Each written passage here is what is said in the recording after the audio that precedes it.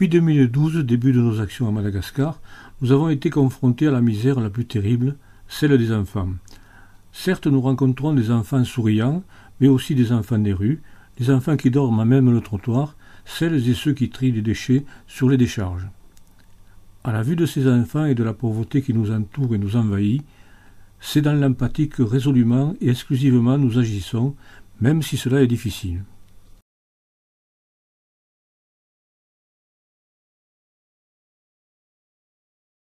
Nous sommes 3 membres d'Alter Solidarité à être partis à Madagascar.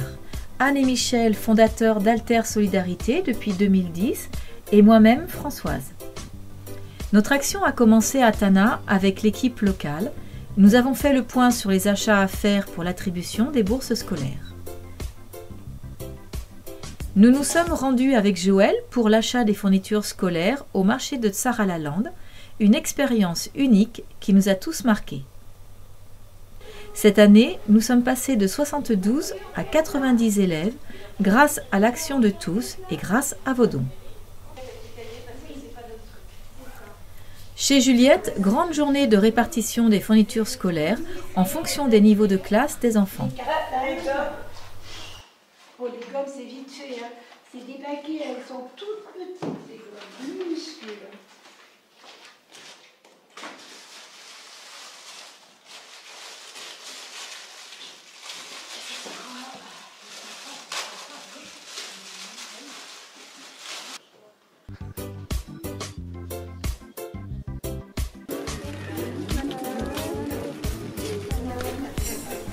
Le jour de la distribution, tout le monde arrive.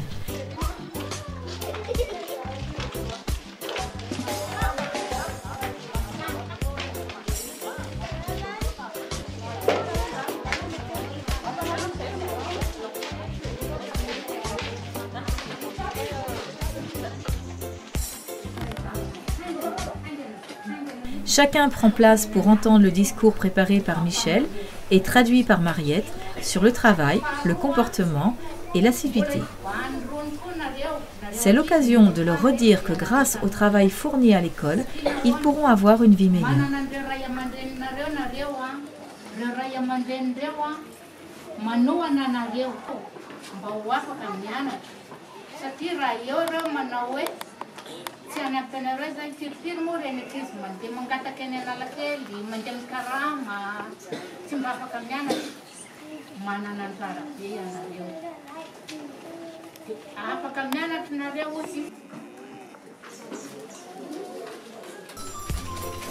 Ensuite, chaque enfant est appelé, il signe le reçu contre lequel on lui remet les fournitures, plus une enveloppe pour l'inscription et les frais scolaires.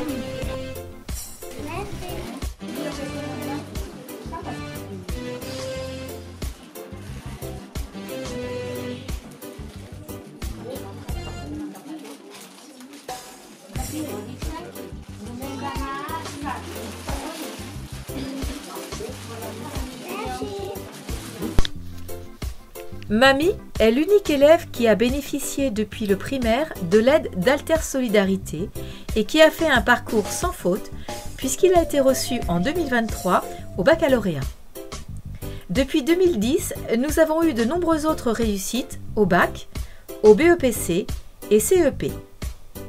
Nous souhaitons à Mamie une très bonne continuation.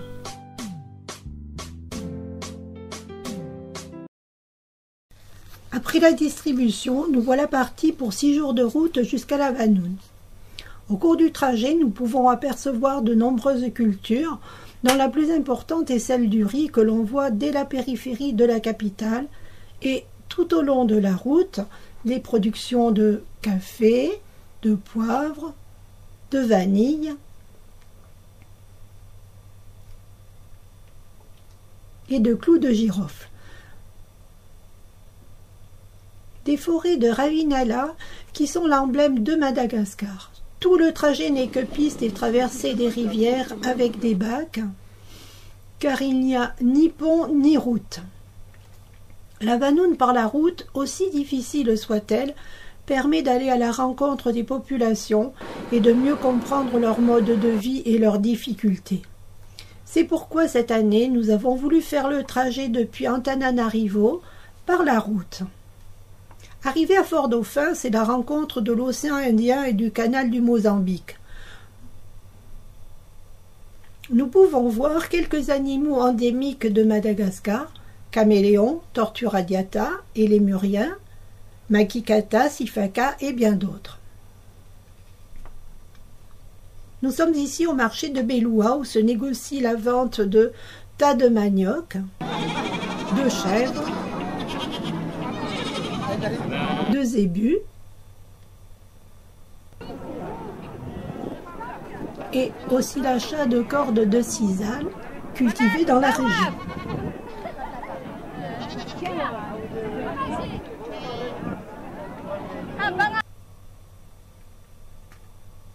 En 2013 et 2017, nous avions rendu visite à Djidji, région où sévit le kéré, la famine. Djidji est un Français installé à Lavanoune depuis 1990, petit village de bord de mer au sud-ouest de Madagascar. Lieu de prédilection des populations vèzes, dont la seule ressource est la pêche.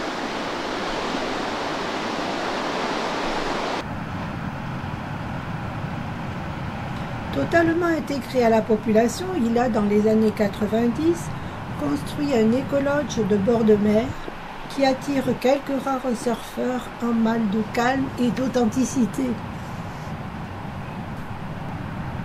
Conservant quelques relations avec la France, il apporte un soutien principalement médical et scolaire aux villageois.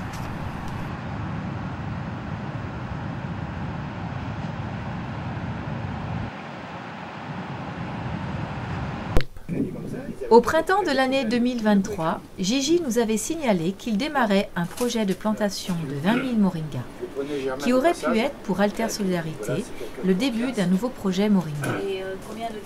Nous nous sommes alors, Anne, Michel et moi-même, engagés dans un long périple d'Antananarivo à Lavanoune, avec pour objectif l'étude d'un projet moringa et de soutien au dispensaire de Soamanitra, proche de Lavanoune. Après plusieurs jours de route et une réunion chez Djidji, le verdict a été sévère. La pépinière de Djidji, située sur le périmètre du lodge, ne donnait que des moringas plutôt rachitiques, et ce, malgré la mise en place de pratiques de culture spécifiques et la constante attention prodiguée par Djidji et son jardinier. Nous ne pouvions donc pas envisager la mise en place d'une plantation de moringa, les conditions environnementales n'étant pas favorables. Ben ouais, comme il y a un agronome qui est là, qui devrait s'occuper de ça. C'est un agronome français ou un agronome algérien?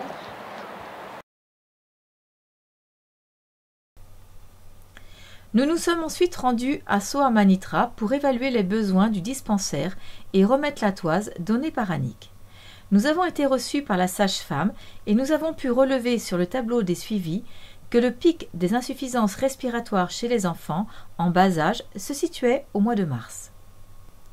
L'UNICEF fournit des médicaments en quantité suffisante, cependant l'état du dispensaire ne leur permet pas de travailler correctement. Les travaux étaient importants et nous avons examiné à 2 reprises le dispensaire pour affiner notre évaluation. C'est alors que l'on nous a informé que le dispensaire était sous la responsabilité de l'État et que lui seul pouvait intervenir. Nous avons aussi donné un coup de main pour remettre des cahiers et des stylos à la petite école de Soamanitra. Quelque peu déçus, nous nous sommes alors accordés quelques jours de repos pour aller à la rencontre des habitants de Lavanoune.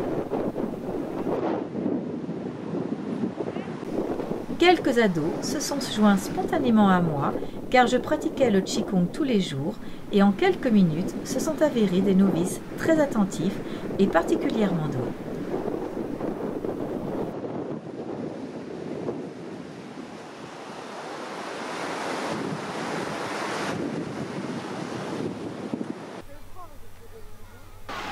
Les Vezos naissent, grandissent et vivent en symbiose avec la mer, qui pour eux est à la fois source de vie, de nourriture et de jeu pour les enfants.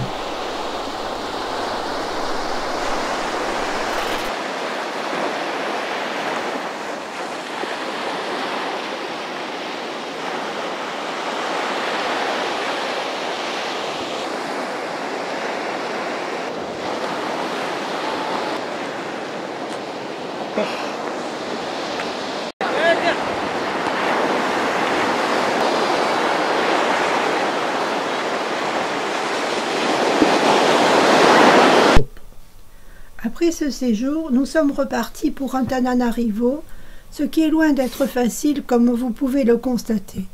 Avec, néanmoins, une bonne nouvelle adressée par Fidi, président de l'association à Madagascar, qui, après notre départ, a étudié notre programme Moringa. Celui-ci lui est apparu comme des plus intéressants et il s'est mis en devoir de prendre en main ce projet et de le développer dans un lieu proche d'Antananarivo qu'il connaît bien, à Amboimitombe.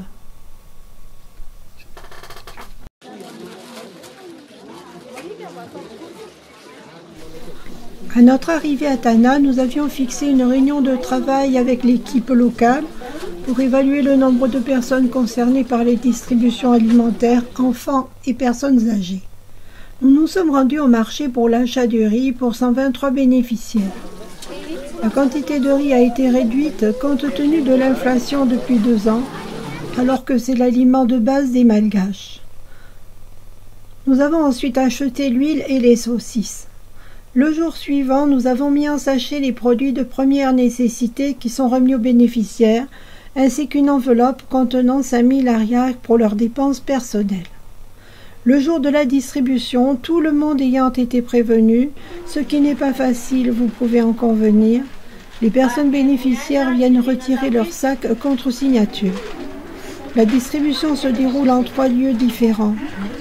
Les échanges sont difficiles car les adultes parlent très peu le français. Alors, nous pouvons seulement nous adresser aux enfants qui remercient Alter Solidarité en leur nom et celui des personnes âgées pour les aides apportées. Puis, les familles et les enfants regagnent leur domicile.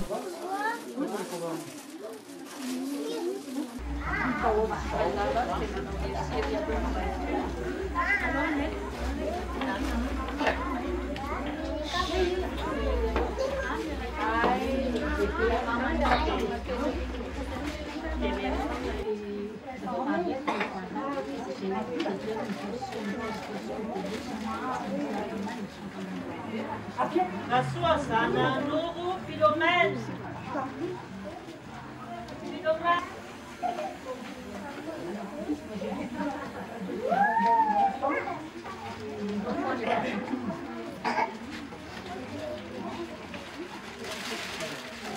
La parasoie. La parasoie. Voici.